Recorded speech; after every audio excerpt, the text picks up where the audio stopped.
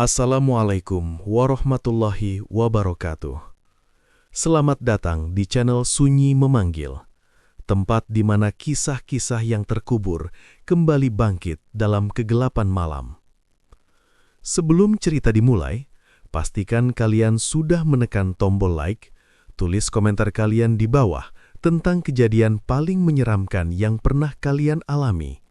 Dan jangan lupa subscribe channel Sunyi Memanggil, agar kalian tidak ketinggalan cerita-cerita horor yang akan terus memanggil kalian setiap malam. Karena malam ini, sunyi tidak lagi sepi. Pagi itu datang seperti hari lain, tapi rasanya berbeda. Seperti ada sesuatu yang mengintai di balik rutinitas yang tampak biasa. Kabut tipis masih menggantung di udara saat Ardi melangkah melewati gerbang pabrik tepung di pinggiran Jawa Tengah. Bangunan itu berdiri besar, kusam, dan dingin, seperti raksasa yang tidak pernah tidur, menunggu siapapun yang masuk untuk ditelan pelan-pelan. Langkah Ardi terasa berat, meski ia sendiri tidak tahu kenapa. Mungkin karena semalam ia bermimpi aneh tentang suara mesin yang memanggil namanya, lirih namun jelas, seperti bisikan dari dalam sumur tua. Ia mencoba mengabaikannya, menganggap itu hanya bunga tidur. Namun semakin ia mendekat ke area produksi, suara mesin yang berderak perlahan mulai terdengar, seakan menyambung mimpi itu ke dunia nyata. Di dalam, udara dipenuhi debu halus, tepung beterbangan seperti kabut putih membuat penglihatan sedikit buram. Setiap tarikan napas terasa berat, seperti menghirup kapas yang tak terlihat. Bau khas gandum bercampur sesuatu yang asing, sedikit anyir, seperti besi basah atau darah yang lama mengering. "Masuk, Di!" teriak Joko dari kejauhan, melambaikan tangan. Ardi mengangguk dan mempercepat langkah. Joko sudah bekerja lebih lama di sana. Wajahnya terlihat lelah, matanya sering kosong seperti orang yang terlalu lama menatap sesuatu yang tidak bisa dijelaskan. "Mesin nomor 3 lagi rewel," kata Joko pelan saat Ardi mendekat. "Tadi sempat mati sendiri, terus nyala lagi tanpa disentuh." Ardi mengerutkan dahi. "Mungkin korsleting." Joko tersenyum tipis. Tapi senyuman itu tidak sampai ke matanya. Kalau cuma listrik harusnya teknisi sudah beresin, tapi ini beda. Belum sempat Ardi bertanya lebih jauh, suara keras tiba-tiba menggema. Mesin besar di ujung ruangan bergetar hebat, seperti binatang yang mengamuk. Semua orang menoleh. Suara itu bukan sekedar bunyi logam, ada ritme aneh di dalamnya, seperti detak jantung yang dipaksa berdetak terlalu cepat. Ardi merasakan bulu kuduknya berdiri. "Biasanya nggak segitunya," bisik Joko. Beberapa pekerja mendekat dengan hati-hati. Operator mesin, seorang pria tua bernama Pak Wiryo, berdiri terpaku di depan panel kontrol. Tangannya gemetar, matanya terpaku pada bagian corong mesin. "Pak, kenapa?" tanya seseorang. Pak Wiryo tidak menjawab, ia hanya menunjuk. Ardi ikut melihat. Di dalam corong itu, sesuatu bergerak. Awalnya terlihat seperti gumpalan tepung yang jatuh tidak beraturan. Namun gerakan itu terlalu teratur untuk sekedar material. Seperti ada pola, seperti sesuatu yang mencoba keluar. Ardi menyipitkan mata, berusaha memahami apa yang ia lihat. Lalu mesin itu berhenti mendadak. Sunyi. Tidak ada yang berbicara, hanya suara napas yang tertahan di tenggorokan masing-masing. Perlahan dari dalam corong, sesuatu jatuh ke lantai. Benda itu tertutup tepung, putih seluruhnya. Sekilas tampak seperti potongan kayu atau plastik, namun saat debu hanus itu mulai turun, bentuk aslinya terlihat. Itu tangan manusia, lengkap hingga pergelangan, pucat dan kaku. Seseorang berteriak, yang lain mundur dengan panik. Ardi sendiri tidak bisa bergerak, seolah kakinya terpaku di lantai. Otaknya menolak menerima apa yang ia lihat. Ini nggak mungkin, gumamnya. Pak Wiryo jatuh duduk, wajahnya pucat seperti kertas. Tadi nggak ada apa-apa, cuma tepung. Suasana menjadi kacau. Beberapa orang lari keluar, sebagian lagi memanggil mandor. Dalam hitungan menit, ruangan itu dipenuhi suara gaduh, pertanyaan dan ketakutan yang menyebar seperti api di jerami kering. Namun di tengah semua itu, Ardi merasa ada sesuatu yang janggal. Ia memperhatikan tangan itu lebih dekat. Ada bekas luka lama di jari telunjuknya. Luka yang pernah ia lihat sebelumnya. Di mana? Pikirannya berputar cepat, mencoba mengingat. Lalu sebuah wajah muncul di benaknya. Bima. seorang pekerja yang hilang 2 minggu lalu tanpa kabar. Ardi mundur selangkah, dadanya terasa sesak. Jika itu benar tangan Bima, lalu kemana sisa tubuhnya? Pertanyaan itu menggantung di udara, seperti awan gelap yang menolak pergi. Di kejauhan pintu kantor terbuka, sosok bos pabrik keluar, berjalan tenang menuju kerumunan. Wajahnya datar, tanpa ekspresi, seolah kejadian itu hanyalah gangguan kecil dalam rutinitasnya. Aneh, pikir Ardi. Di saat semua orang panik, pria itu justru terlihat terlalu tenang, seperti seseorang yang sudah tahu apa yang akan terjadi, dan mungkin sudah menunggu saat ini datang. Kerumunan perlahan bubar, namun ketegangan tidak ikut menghilang. Suasana berubah seperti langit sebelum hujan, sunyi, berat, dan menekan dada. Tangan yang ditemukan segera dibungkus karung, dibawa pergi tanpa banyak penjelasan. Tidak ada polisi, tidak ada ambulans. Semua berlangsung terlalu cepat, seperti seseorang ingin menghapus jejak sebelum sempat dipertanyakan. Ardi berdiri di sudut ruangan, pikirannya berputar seperti roda yang kehilangan kendali. Bayangan wajah Bima terus muncul, bercampur dengan potongan kejadian barusan. Ada sesuatu yang tidak masuk akal. Kehilangan seseorang sudah cukup mengerikan, tapi menemukan bagian tubuhnya di dalam mesin itu bukan sekadar kecelakaan. Jangan banyak tanya, suara Joko tiba-tiba muncul di sampingnya. Ardi menoleh. Itu tangan Bima kan?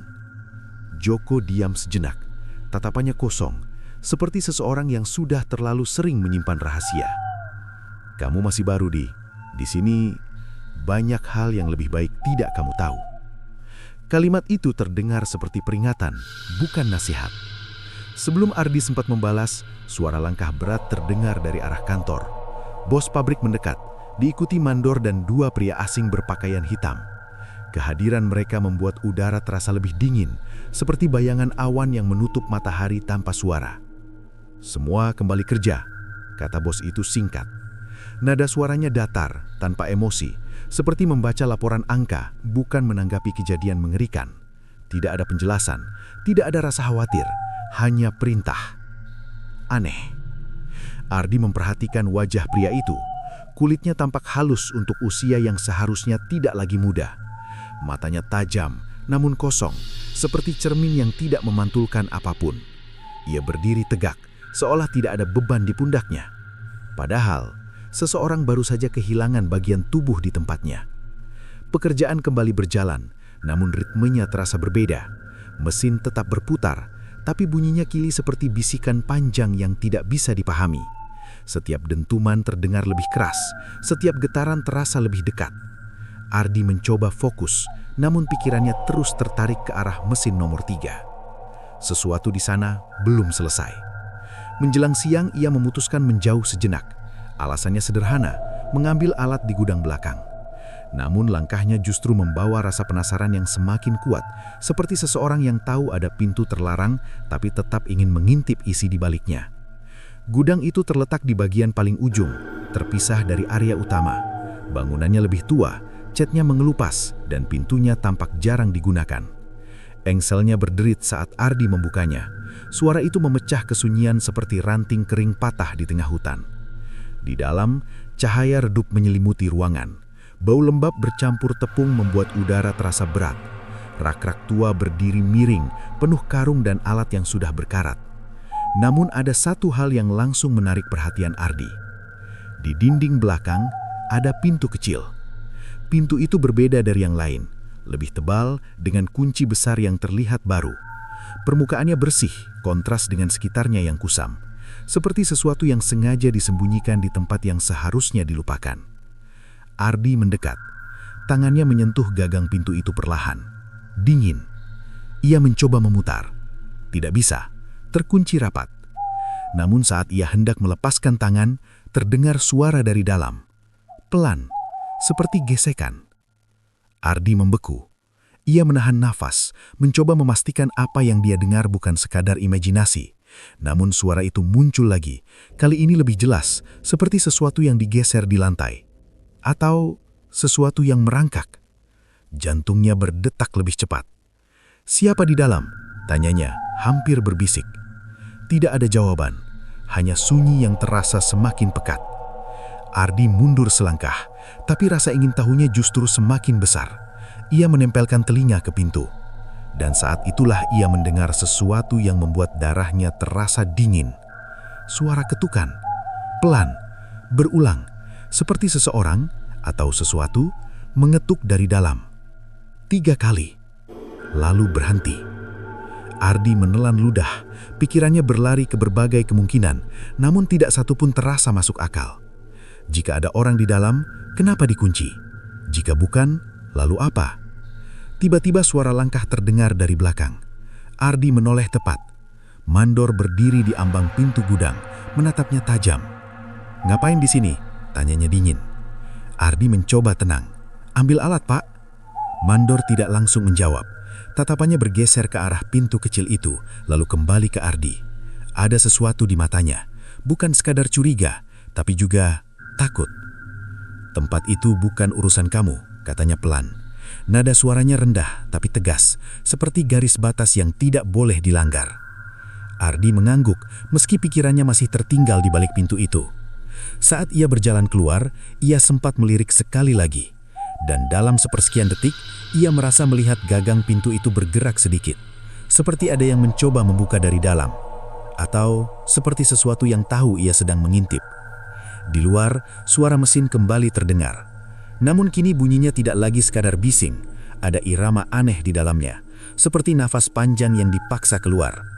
Dan entah kenapa, Ardi mulai merasa bahwa pabrik ini bukan sekadar tempat bekerja, melainkan sesuatu yang hidup dan lapar.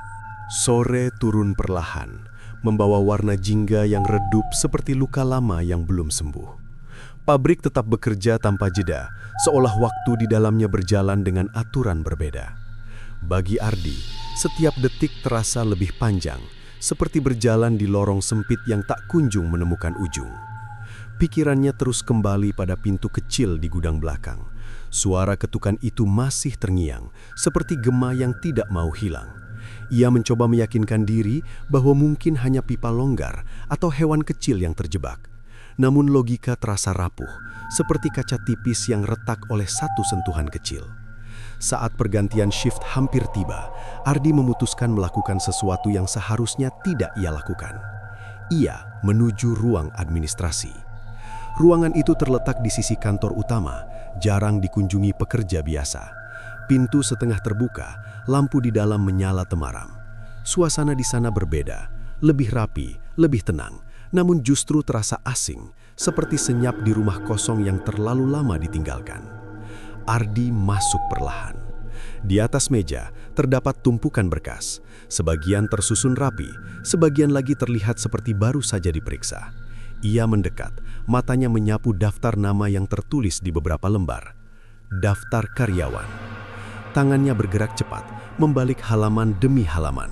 Nama-nama itu berbaris seperti deretan angka dalam laporan, terlihat biasa, tapi menyimpan sesuatu yang tidak langsung terlihat. Ia mencari satu nama, Bima, namun tidak ada.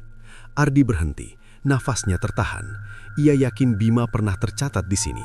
Semua pekerja pasti terdaftar. Tidak mungkin seseorang bekerja tanpa identitas resmi. Tapi sekarang, namanya hilang.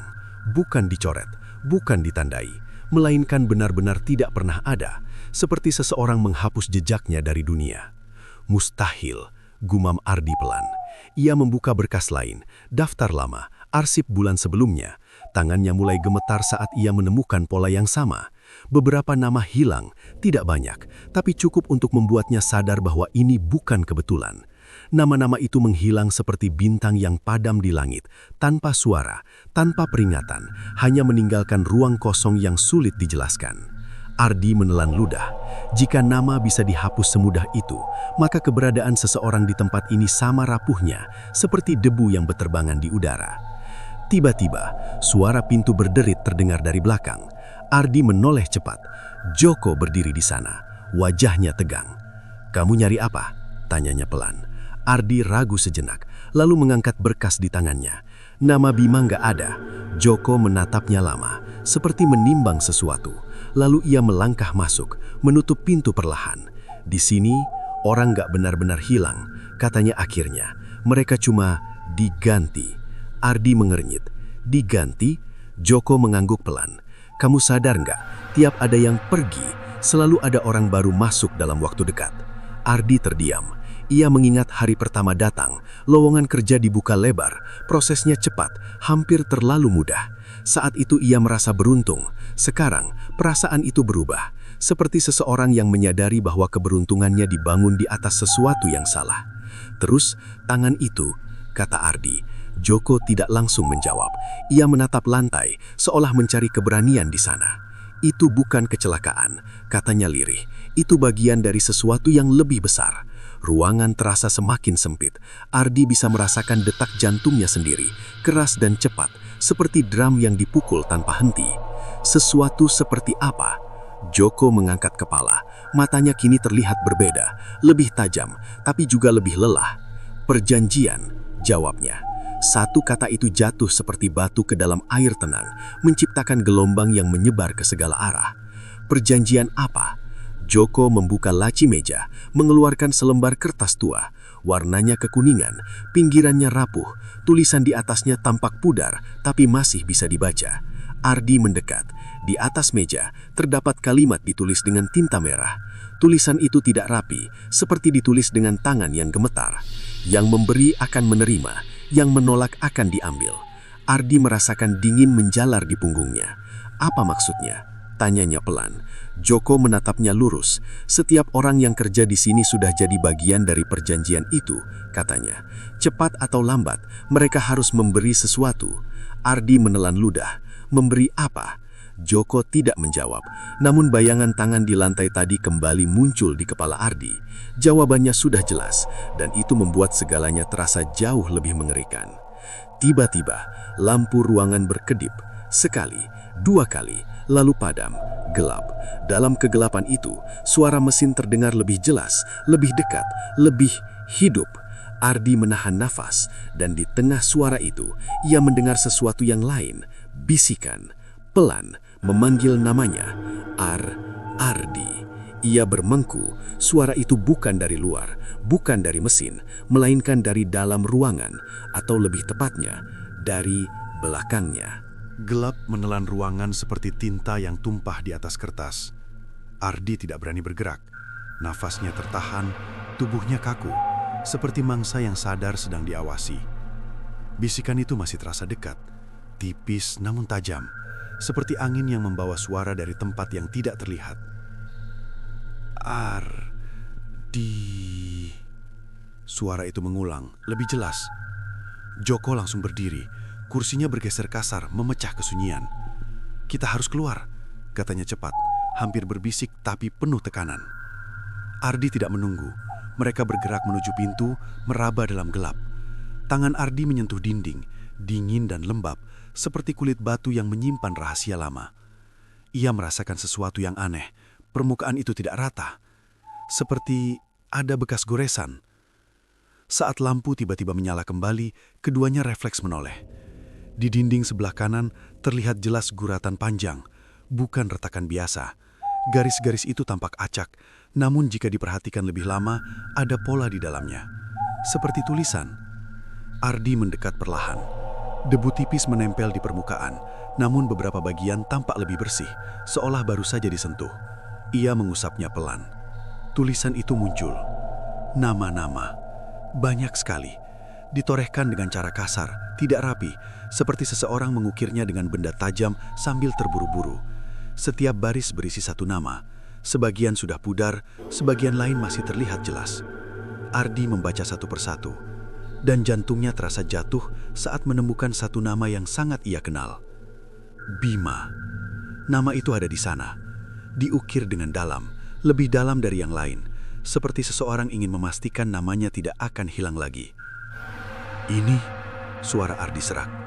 Joko menatap dinding itu, wajahnya pucat. Aku pernah lihat ini dulu, tapi waktu itu belum sebanyak sekarang.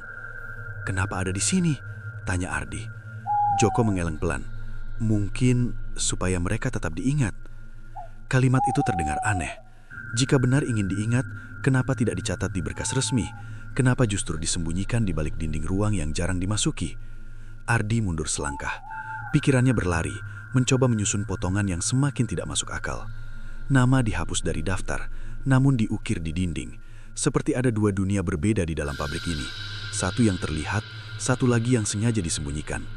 Dan yang tersembunyi terasa lebih nyata. Tiba-tiba, suara berat terdengar dari luar. Langkah kaki. Pelan tapi pasti. Keduanya saling menatap. Tanpa bicara, mereka langsung keluar dari ruangan, menutup pintu seperti tidak terjadi apa-apa. Ardi mencoba bersikap normal, meski jantungnya masih berdetak tidak beraturan. Di lorong, mereka melihat Mandor berjalan melewati mereka. Tatapannya singkat, namun cukup untuk membuat suasana kembali tegang. Setelah pria itu pergi, Ardi menarik napas panjang. "Kita harus lihat ruang di gudang itu lagi," katanya. Joko langsung menoleh. "Kamu gila, itu tempat yang sama sekali nggak boleh disentuh." "Justru itu," jawab Ardi.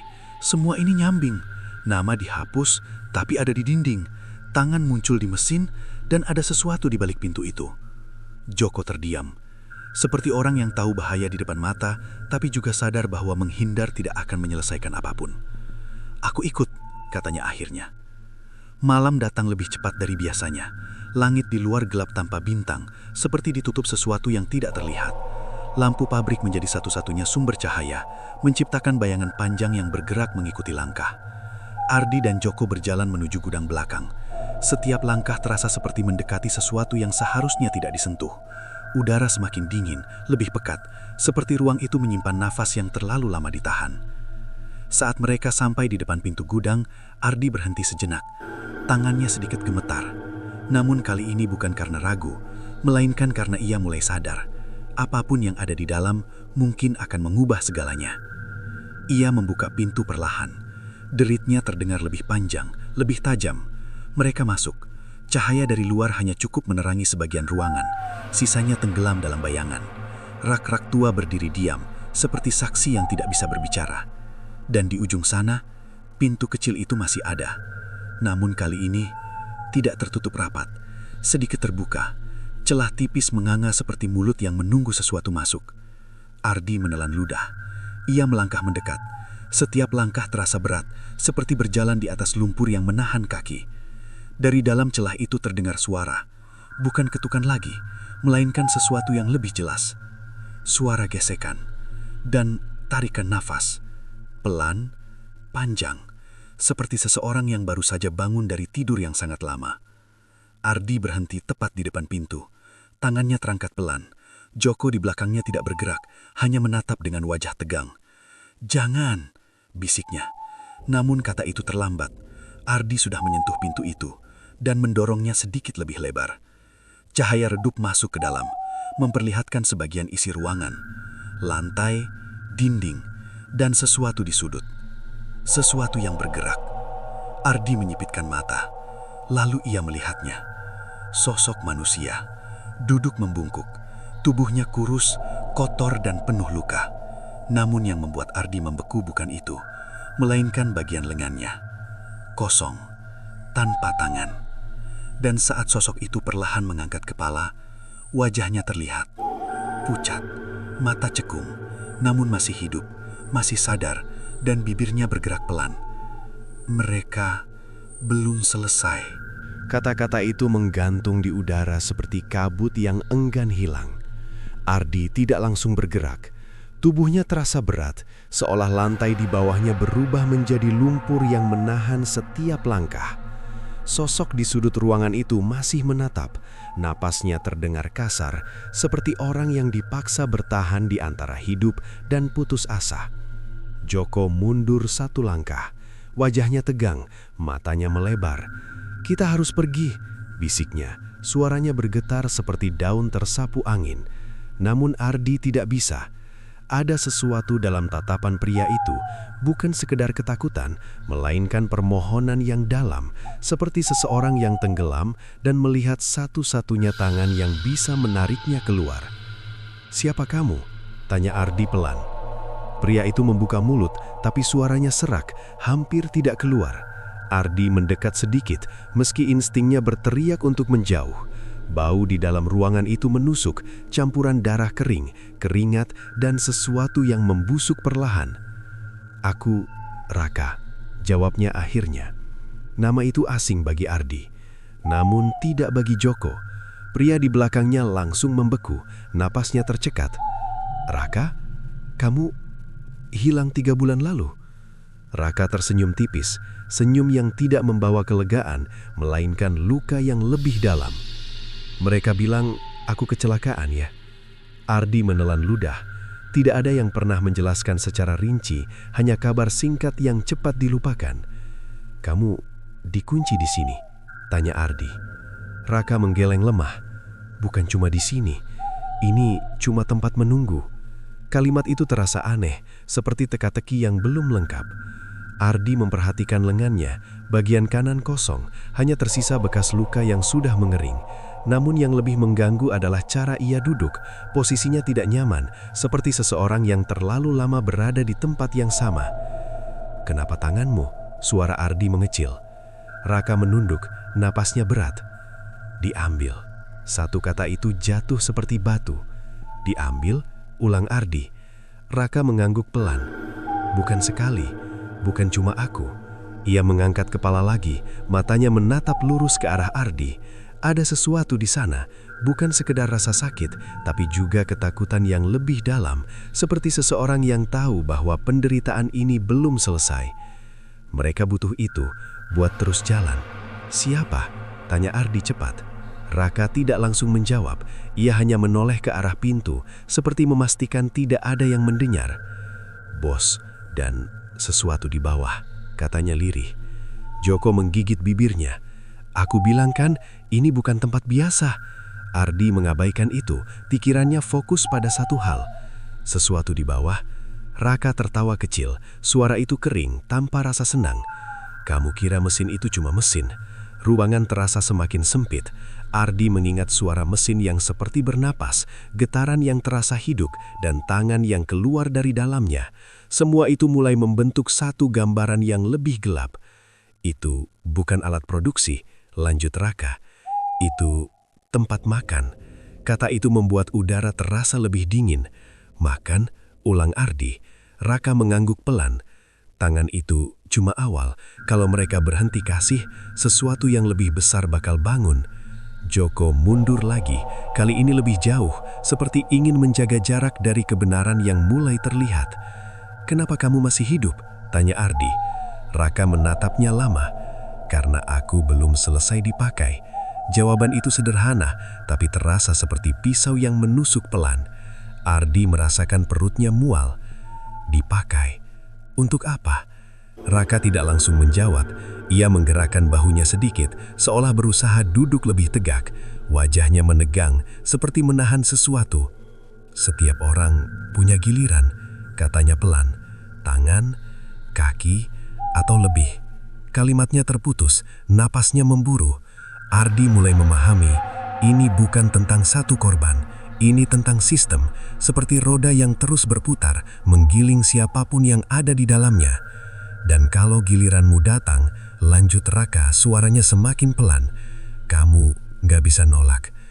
Tiba-tiba suara langkah terdengar dari luar. 3 orang, berat, teratur, semua langsung membeku. Joko panik. Mereka datang. Raka langsung berubah, wajahnya tegang, matanya melebar.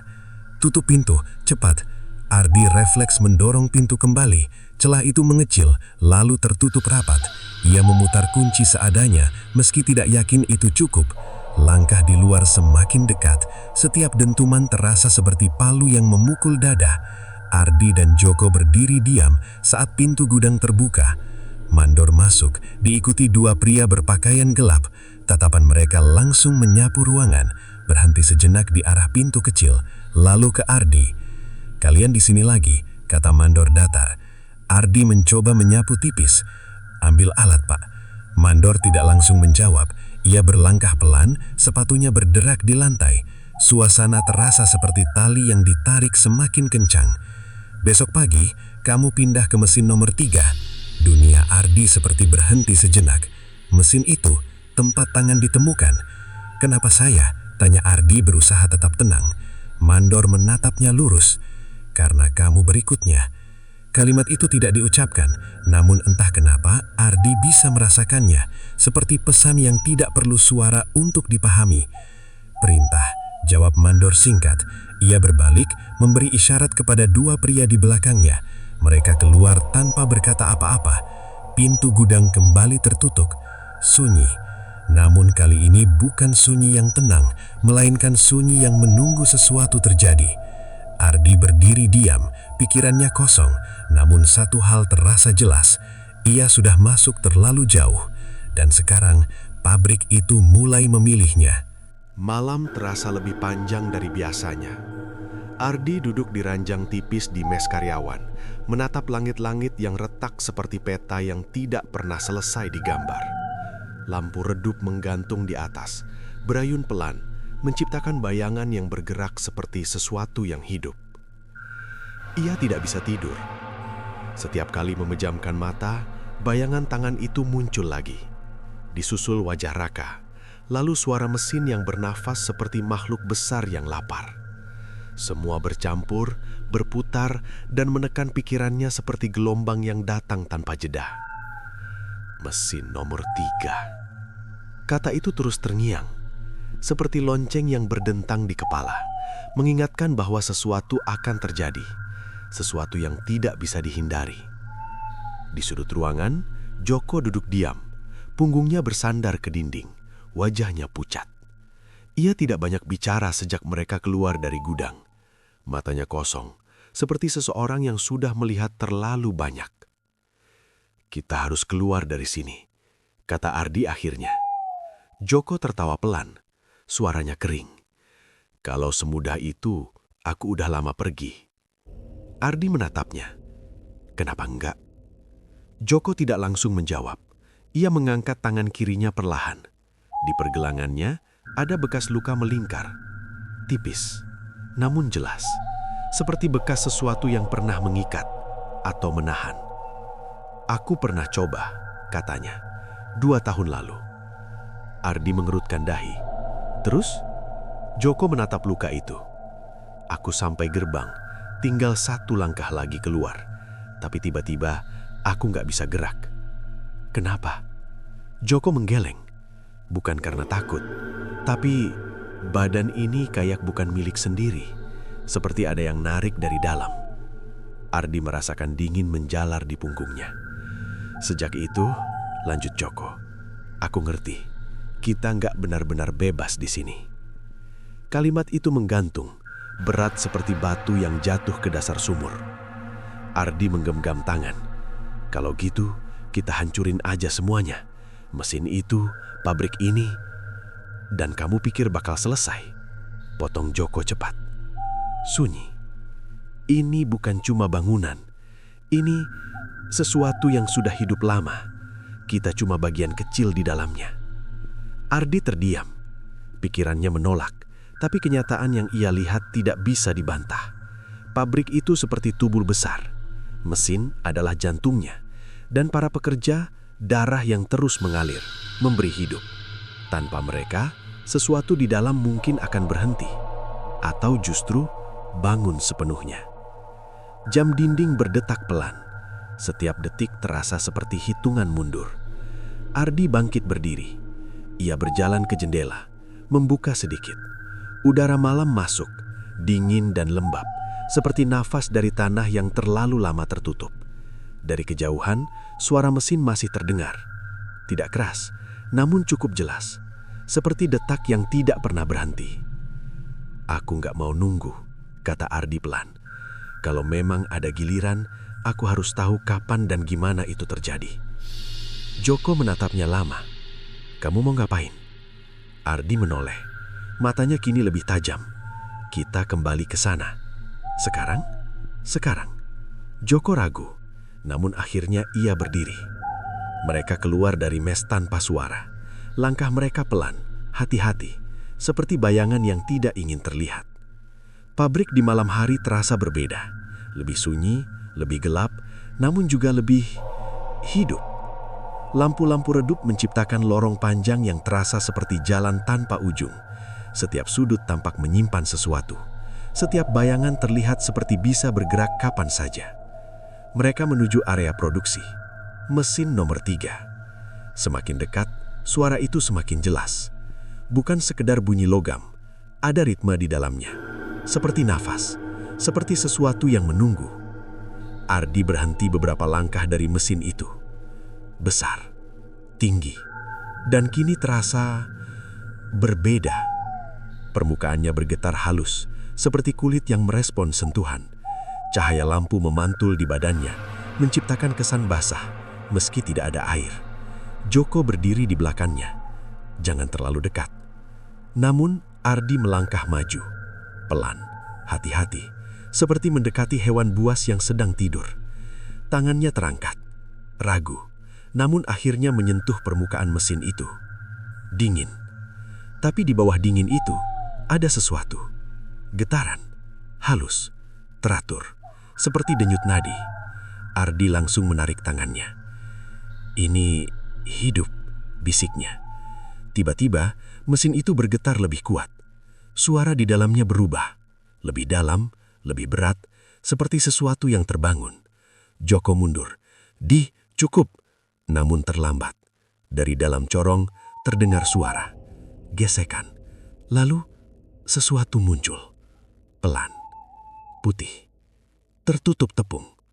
Ardi menahan nafas. Bentuk itu jatuh ke lantai. Bukan tangan kali ini, melainkan sepotong lengan. Masih segar, masih merah, dan di pergelangannya ada bekas gelang kain yang sangat dikenal Ardi. Itu milik Joko. Ardi membeku. Pelan-pelan, ia menoleh ke belakang. Joko masih berdiri di sana. Utuh, lengkap. Namun wajahnya berubah. Pucat, matanya kosong, seperti seseorang yang baru saja menghilangkan sesuatu, yang bahkan ia belum sadari hilang. Mesin itu kembali bergetar, dan untuk pertama kalinya, Ardi benar-benar mengerti. Giliran itu tidak datang perlahan, tidak menunggu. Ia datang diam-diam, dan mengambil lebih dulu sebelum korban menyadarinya. Udara di sekitar mesin terasa lebih berat, seperti ruang yang tiba-tiba kehilangan oksigen. Ardi masih menatap potongan lengan di lantai. Pikirannya seperti terhenti di satu titik yang tidak bisa dilewati. Sementara itu, Joko berdiri beberapa langkah di belakang.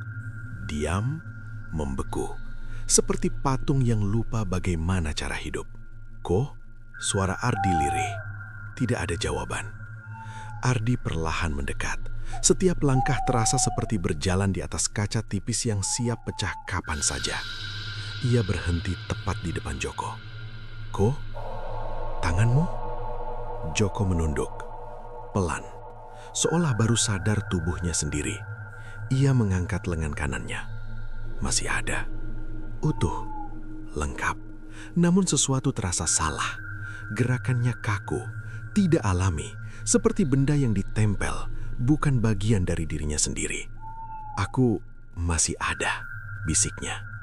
Nada suaranya kosong, tidak lega, tidak panik, hanya kosong. Ardi merasakan sesuatu yang aneh di dadanya, perasaan yang sulit dijelaskan, seperti melihat bayangan sendiri bergerak tanpa kendali. Terus itu, Ardi menunjuk ke arah lantai. Joko mengikuti arah pandangannya. Begitu matanya melihat gelang kain di pergelangan lengan yang tergeletak, tubuhnya langsung bergetar.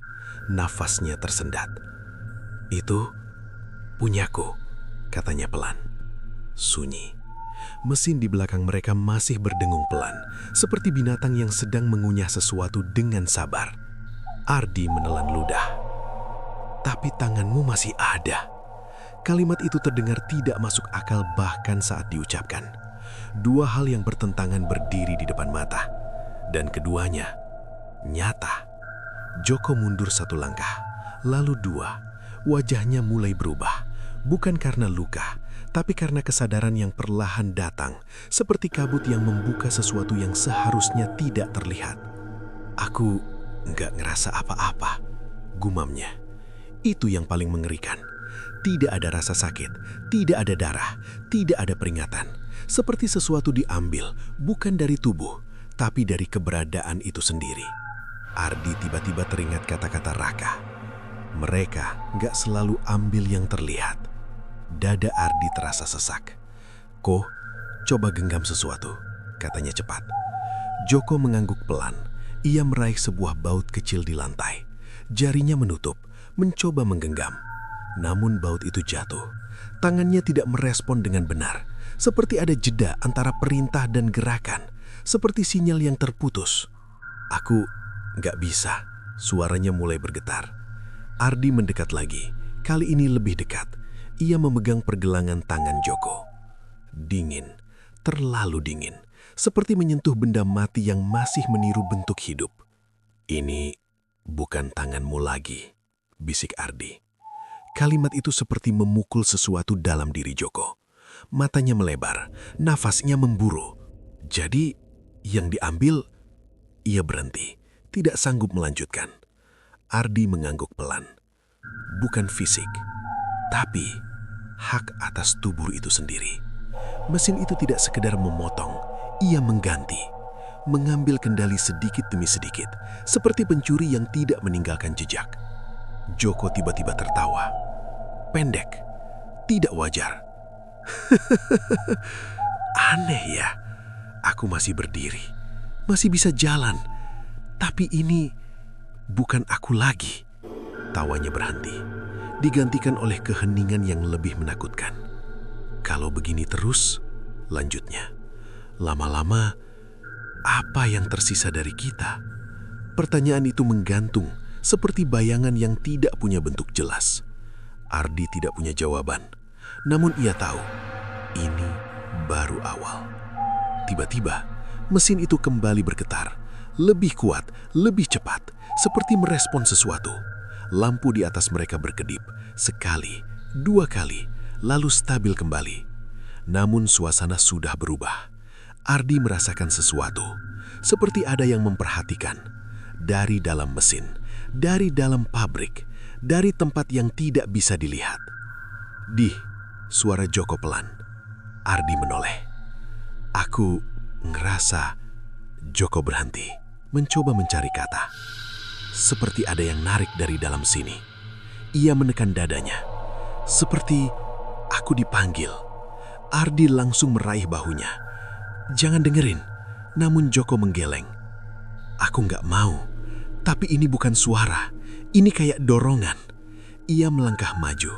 Satu langkah. Mendekati mesin. Go, berhenti. Namun langkah itu terus berlanjut. Seperti ada benang tak terlihat yang menariknya. Seperti boneka yang mulai kehilangan kendali atas gerakannya sendiri. Ardi coba menahan, menarik tubuh Joko ke belakang. Namun aneh, tenaga Joko terasa lebih berat. Seperti ada sesuatu yang menahannya dari depan. Lepasin, bisiknya. Bukan karena marah, tapi karena pasrah. Aku nggak bisa lawan. Ardi menggeleng keras. Kita cari cara. Udah terlambat. Kalimat itu lembut, namun tajam. Seperti keputusan yang tidak bisa diubah. Joko menatap Ardi.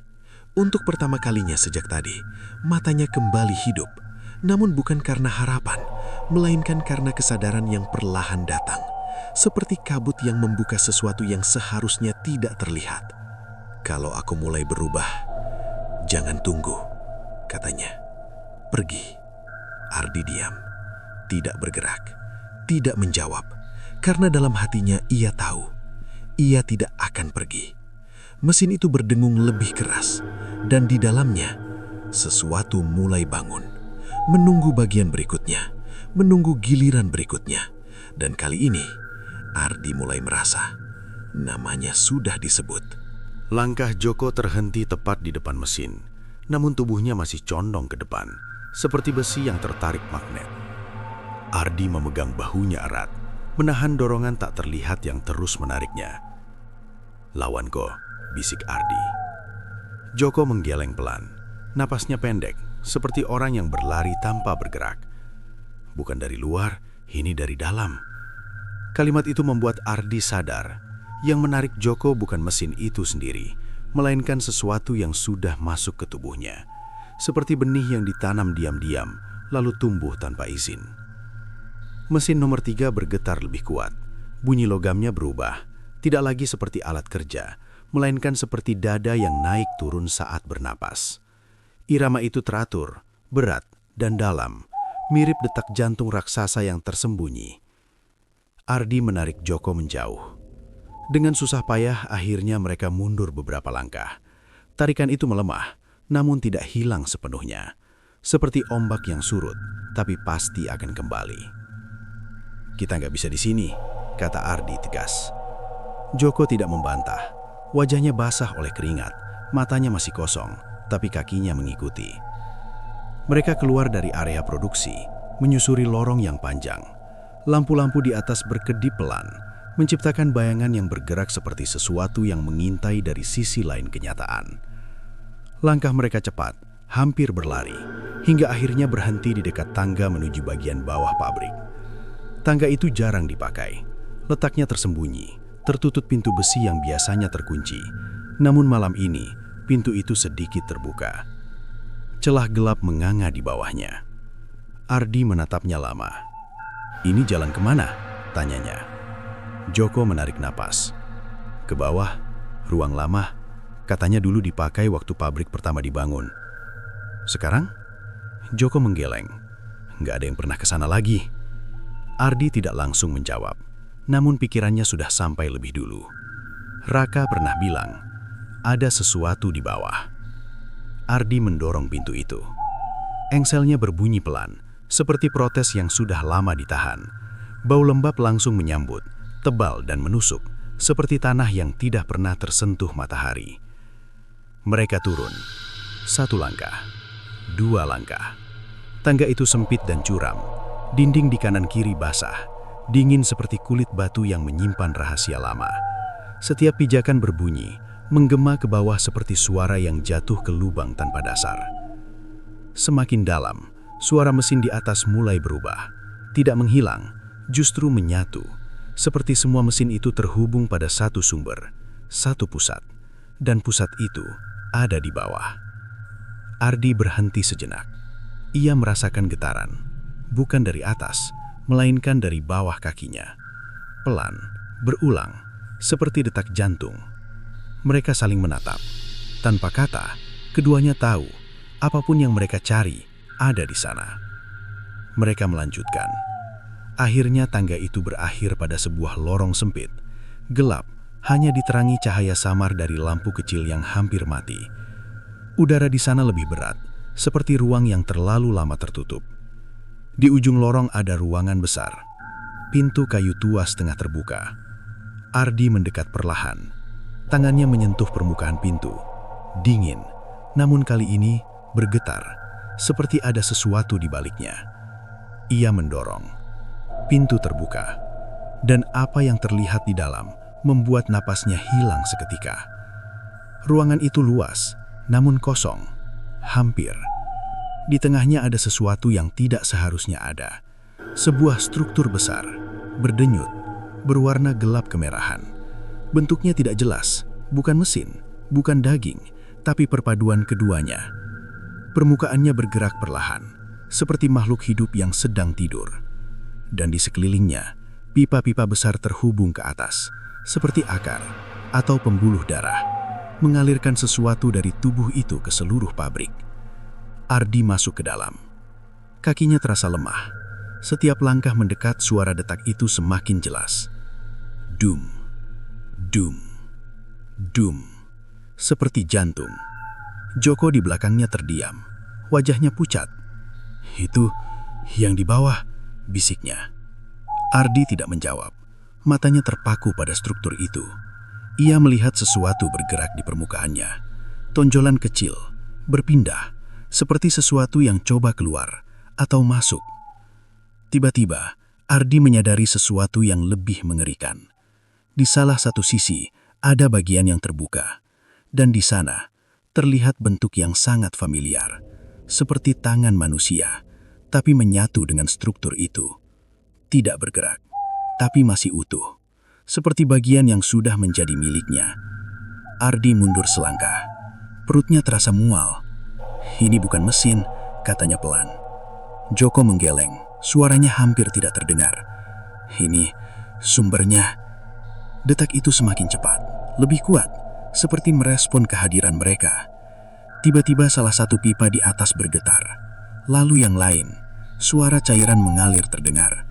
Dan dari dalam struktur itu terdengar suara, bukan mesin, bukan logam, melainkan sesuatu yang lebih dalam. Seperti banyak suara yang menyatu, berbisik, memanggil. Ardi menahan napas, dan di antara semua suara itu, ia mendengar sesuatu yang membuat tubuhnya membeku. Namanya dipanggil, pelan, namun jelas. Ardi. Ia tidak bergerak, tidak bisa, karena kini ia sadar yang selama ini mereka kira pabrik hanyalah kulit luar, dan yang sebenarnya hidup berada di bawah. Menunggu, memilih, dan sekarang mulai mengenalnya. Detak itu semakin cepat, seperti genderang yang dipukul tanpa jeda. Ardi berdiri kaku di hadapan jantung yang berdenyut di tengah ruangan. Suara bisikan menyatu menjadi satu arah, satu tujuan, dirinya. Ardi. Panggilan itu bukan sekedar suara. Ia terasa seperti tarikan dari dalam dada. Seperti sesuatu yang mengenali dirinya lebih dulu sebelum ia sempat menolak. Joko jatuh berlutut. Tubuhnya gemetar hebat. Tangannya mencengkram lantai. "Aku gak kuat." Suaranya pecah. Ardi menoleh cepat. "Ko, bangun!" Namun Joko tidak bergerak. Matanya menatap kosong ke arah struktur itu. Seperti seseorang yang sudah menyerah pada arus yang terlalu kuat untuk dilawan. "Aku dipanggil," katanya lirih. Ardi mendekat, mencoba menariknya. Namun saat tangannya menyentuh bahu Joko, sesuatu terjadi. Getaran kuat mengalir dari tubuh Joko ke dirinya. Seperti aliran listrik, namun lebih dalam, lebih hidup. Ardi langsung melepaskan. "Jangan sentuh aku," bisik Joko. "Kalau enggak, kamu ikut." Kalimat itu terputus. Tubuh Joko tiba-tiba terangkat sedikit. Bukan melompat, bukan berdiri, melainkan ditarik. Pelan, menuju struktur di tengah ruangan. Ardi membeku. Kakinya ingin bergerak, tapi pikirannya tertahan. Seperti melihat seseorang tenggelam di depan mata, tapi tidak tahu harus menarik atau lari. "Ko!" Joko menoleh untuk terakhir kali. Wajahnya berubah. Bukan karena luka, melainkan karena sesuatu yang menghilang dari dalam. "Aku udah nggak utuh," katanya pelan. Lalu tubuhnya terseret lebih cepat. Mendekat, semakin dekat. Dan saat mencapai permukaan itu, struktur tersebut terbuka. Seperti mulut, gelap, dalam. Joko tidak berteriak, tidak melawan. Ia hanya masuk, ditelan, pelan. Seperti sesuatu yang sudah ditakdirkan kembali ke asalnya. Ardi berdiri sendiri, sunyi. Namun detak itu kini terasa lebih keras, lebih dekat. Seperti berasal dari dalam tubuhnya sendiri. Dum, dum, dum. Ia mundur selangkah, lalu berhenti. Karena sesuatu berubah. Tangannya, perlahan ia mengangkatnya. Masih ada, masih utuh. Namun sensasinya berbeda. Seperti milik orang lain. Seperti benda yang hanya menempel. Ardi teringat lengan Joko. Terlihat sama, namun bukan miliknya lagi. "Jadi, sekarang giliranku," gumamnya. Bisikan itu kembali, lebih jelas, lebih dekat. "Yang memberi akan menerima." Ardi menutup mata. Pikirannya berputar cepat. Semua potongan akhirnya menyatu. Pabrik ini bukan tempat kerja, bukan sekedar bangunan, melainkan sistem, perjanjian. Setiap orang yang masuk sudah terikat. Bukan untuk bekerja, tapi untuk memberi, sedikit demi sedikit, sampai tidak ada yang tersisa. Namun satu hal belum jelas. Kenapa ia? Kenapa sekarang? Ardi membuka mata, menatap struktur itu lagi. Dan di sanalah ia melihat sesuatu yang selama ini terlewat. Di permukaan yang berdenyut itu ada banyak bentuk. Bukan sekedar tangan. Ada wajah, samar. Seperti bayangan di air keruh. Dan salah satunya mirip dirinya. Ardi membeku. Kesadaran itu datang seperti petir. Cepat, menyakitkan. Ia bukan dipilih sekarang. Ia sudah dipilih sejak awal. Sejak pertama masuk. Sejak menerima pekerjaan itu tanpa banyak tanya. Ia sudah menandatangani sesuatu, meski tidak pernah melihatnya. Perjanjian itu tidak butuh tinta, tidak butuh kertas. Cukup satu hal, kesediaan. Dan tanpa sadar, ia sudah memberi. Ardi tertawa kecil, pendek, pahit. Jadi, kalau begitu, aku nggak punya pilihan. Detak itu semakin cepat, seperti menyambut, seperti mengundang. Ardi melangkah maju. 1 langkah, 2 langkah. Tidak ada yang menahan, tidak ada yang menarik. Namun kali ini, ia tidak melawan. Karena ia tahu, melawan hanya akan menunda, bukan menghentikan. Ia berdiri tepat di depan struktur itu. Permukaannya bergerak pelan, seperti bernapas, seperti menunggu. Ardi mengangkat tangannya, menatapnya sekali lagi. Lalu, ia tersenyum tipis. Ambil saja. Kalimat itu sederhana, namun cukup. Struktur itu langsung merespon, membuka, lebih lebar, lebih dalam, seperti mulut yang lapar. Namun sebelum ia melangkah masuk, sesuatu terjadi. Getaran hebat mengguncangkan ruangan, lebih kuat dari sebelumnya, lebih liar, seperti sesuatu di dalam kehilangan kendali. Ardi terhenti. Detak itu berubah, tidak lagi teratur, tidak lagi stabil, melainkan kaos, seperti jantung yang dipaksa berdetak di luar batas. Dung, dung, dung. Terlalu cepat, terlalu keras. Ardi mundur selangkah. Struktur itu berdenyut hebat. Permukaannya retak di beberapa bagian. Cairan gelap keluar, mengalir seperti darah yang dipaksa keluar dari luka. Bisikan berubah menjadi teriakan.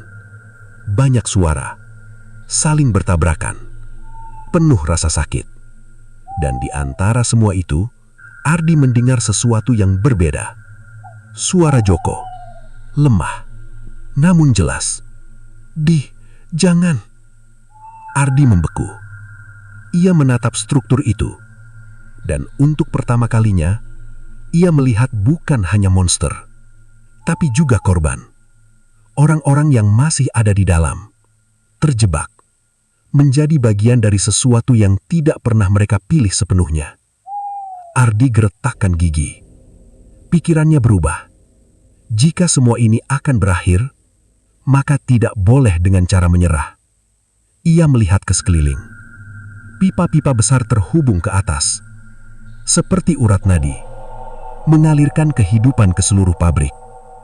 Jika itu diputus, maka sistem ini bisa runtuh. Tanpa berpikir panjang, Ardi mengambil besi panjang yang terletak di lantai. Ia berlari, mengayunkan sekuat tenaga, menghantam salah satu pipa. Benturan keras menggema. Retak. Sekali lagi. Lebih kuat. Pipa itu pecah. Cairan gelap menyembur keluar. Struktur itu bergetar hebat. Suara di dalamnya berubah menjadi jeritan panjang. Ardi tidak berhenti.